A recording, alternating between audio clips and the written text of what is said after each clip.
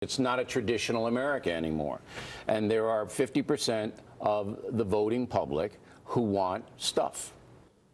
They want things. And who is going to give them things? President Obama. He knows it, and he ran on it. Well, that was our own Bill O'Reilly last night, suggesting that President Obama won this election in part because the majority of Americans want stuff and believe that they will get it from President Obama or the Democratic Party. The exit pollsters did not ask anyone about free stuff, but they did find that 43% of people believe the government should be doing more.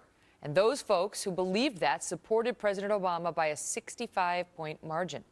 51% believe the opposite, that the government needs to butt out, and they favored Governor Romney by 50 points. And when it came to finding more money for Uncle Sam, 47% of voters say they want a tax hike on the wealthy. 48% either think everyone should pay a little more or that taxes shouldn't change at all. Let's bring in my panel. Lou Dobbs, host of Lou Dobbs Tonight on the Fox Business Network and a syndicated radio host. Bill McGurn, Vice President of News Corp, the parent company of Fox News Channel, and also a former speechwriter for President George W. Bush. Not to mention a columnist at the Wall Street Journal. That's a long title. And Alan Colmes, host of The Alan Colmes Show and author of the new book, Thank the Liberals for Saving America and Why You Should. So this is an interesting theory. O'Reilly's been talking about this on his show in his talking points before last night about how he feels like we are morphing into a society in which large sectors of the public are too dependent on the government and believe the government is there to solve their problems and the government has a responsibility to solve their problems and not self-sufficient enough. Lou, your thoughts?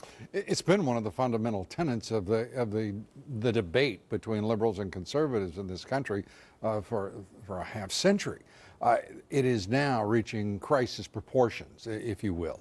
And one of the great barriers to Governor Romney's success electorally was the presence of all of that federal money, but not in the typical forms that people would expect in Virginia because of the military-industrial complex and our defense facilities, not because simply of Social Security or food stamps, but an absolute structural delivery for 40% of the population in Ohio. 40% of the population receiving disability, Social Security, Medicare, and Medicaid against a candidate who is saying, and with his vice presidential nominee at his shoulder, saying, you know, we're going to be pulling that money back from you at a time when we've lost net 9 million jobs in this country, and we don't have that balance between opportunity and entitlement. Is there a difference between Medicare and Social Security on the one hand and disability, you know, food stamps, Medicaid on the other hand? Because some of those are, you know, people have put money into the system and then they reap the rewards later. Yeah, to me, it's not an issue of whether it is, quote unquote, justified, whether it is an entitlement, whether it is a short-term, because of a short-term exigency that it's necessary, that it is a short-term element of the safety net. The fact is, there isn't that countervailing offering in our society. We right now are losing jobs, even though we're talking about an unemployment rate that has moved down. We still have 23 million people in this country who are in pain. And Governor Romney, he spoke about those people, but he did not speak to them. And that was, I think, an essential failure of his candidacy. Let me get to you on this, Alan.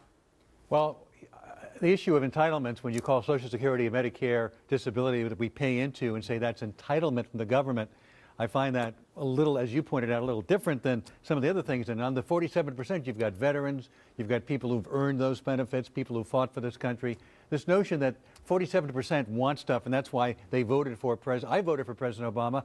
I don't want anything. What people really want is jobs, and I think people saw that they were getting jobs. He won Ohio, I think, because of what he did to help save the auto industry. That's precisely what I just said. I said to you that the countervailing offering in this society right now would typically be opportunity. It would be a job. And right now, jobs aren't being created, in part because we're suffocating from the level of federal spending, and that contest between private and public sector opportunity, you know, is... But you've heard this many times, going from 800,000 losses of jobs a month to now more and more 100 plus every single month, and how many months in a row of job creation, and they just upgraded the numbers of August and July. So, you know, the fact that people have a sense that things are turning around But from they where also, they were 4 years ago. but the spending, Bill McGurn, the spending has also gone up. Back in 1980, the federal government social benefit spending programs was $219 billion.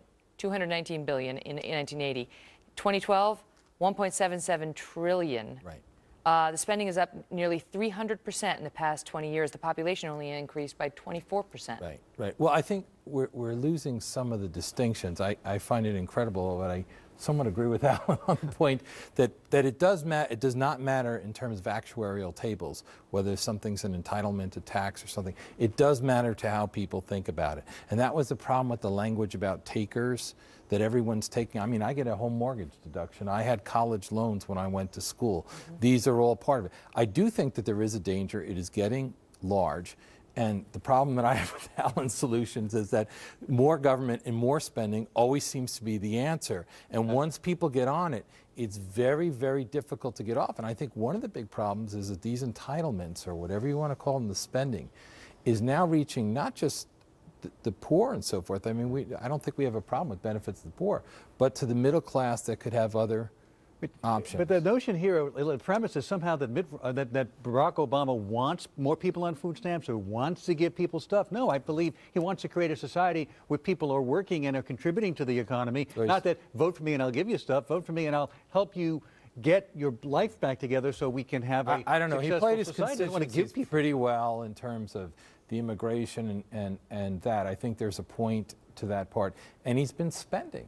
And the spending is reaching, what we've lost is the idea that you can't have benefits, you can't have a safety net or whatever you want to call it without a vibrant private sector. Yeah. And not only is the spending going up, but a man who was successful was demonized for being successful. Well, there's that, but it's the old, you know, give a man a fish, he eats for a day, teach a man a fish, he eats for the rest of his life.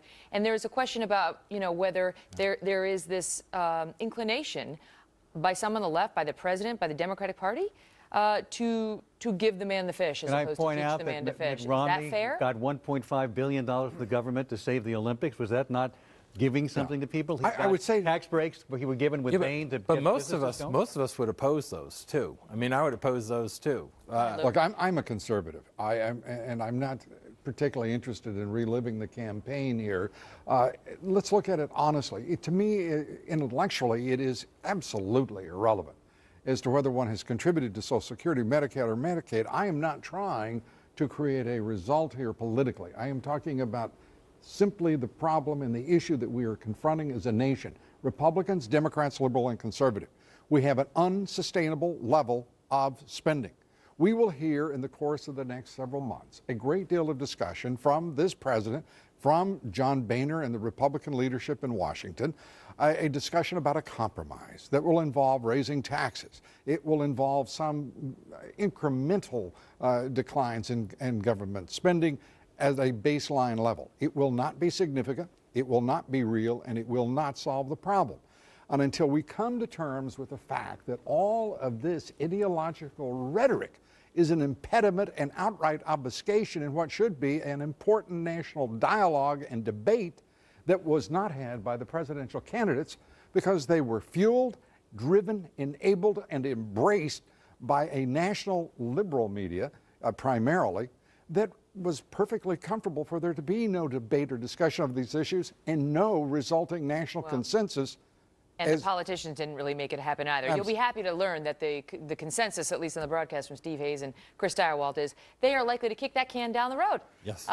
For another several months, and that's, once again, real leadership from our politicians in Washington. I got to go. No. I want to compliment you. Oh, then take all the time you need. Let's take a second. Last night, that moment with you walking down to see Direwalt, go down to the decision room, with Karl Rove objecting to the call at that particular moment and articulating his reasons.